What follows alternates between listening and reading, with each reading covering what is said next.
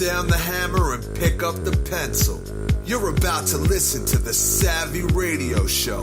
Learn from real-life real estate investors, experience revealed with the Savvy Landlord as your host. What's going on, you Savvy investors? This is your friend, Steve VanCauwenbergh. What?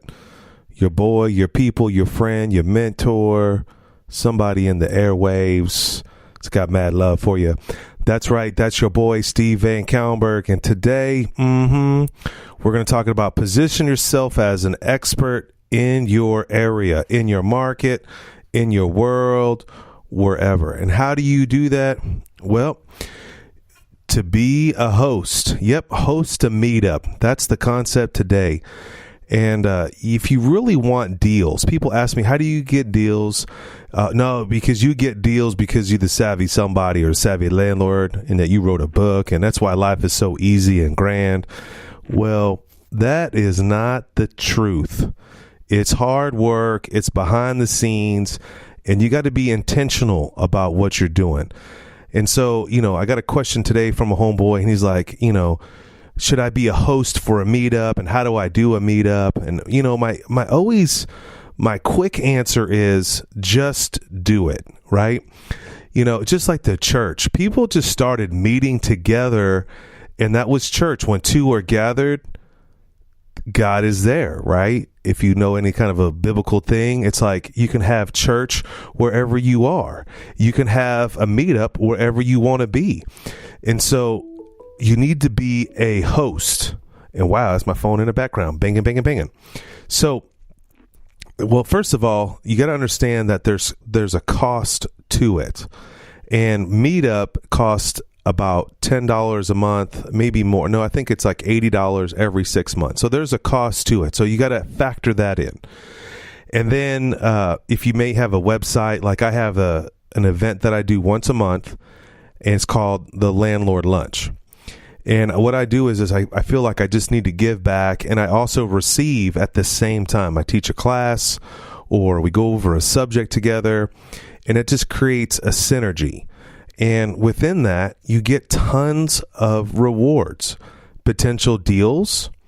You become an expert. You're the host, and you're in front of people, and you just gravitate towards you because you are leading people. It's also an opportunity to raise private money. People hear about your deals. You get to express who you are. You command authority. You automatically create relations, and you can also become a coach. But the one great thing that I noticed is that it makes you better. When you have to be organized. You have to think to yourself, how are they going to receive this? Do they think I'm trying to sell them a sales pitch? Because that's how some RIAs are, or some clubs are like that. They're just trying to make money off of other people. And I'm all about making money. So let's just be clear. I'm not about anything less than success. But I notice that when I teach, I learn more. The more that I do the research, or the more that I talk, someone gives me feedback, instant feedback. There's a course by Rich Dad Poor Dad called Teach to Be Rich. And when I read that book, I was like, man, you can learn and grow and become wealthy at the same time. Also, there's a thing called the cone of learning. Google that up. When you actually participate in a training, you don't just listen, because whatever you listen or read, you only retain about 10%. But when you're up and active and actually teaching and getting in front of people, you are retaining so much more. So Google up cone of learning. So now it sounds all glamorous. Look, all the rewards seem much stronger than the labor, but there is a ton of labor in it. First of all, you have to deal with people that you may not be willing to deal with. You also have to understand it's not immediate return. Now, I didn't know this for years. I'm putting this thing together. And my homeboy, he's like, why do you do this?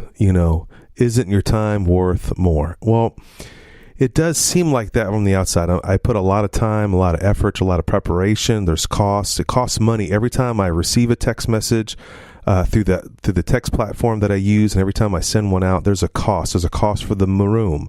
There's a cost for the tables. There's a cost for the chairs, the AC. There's a cost to host a website. There's cost everywhere.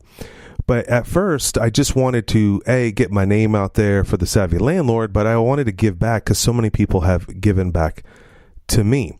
But I realized that there's not instant return. But one day, I was actually really struggling in my business, and I couldn't, and I was getting kind of burned or jacked up over a plumber, and I decided to send a text out to everybody in my group.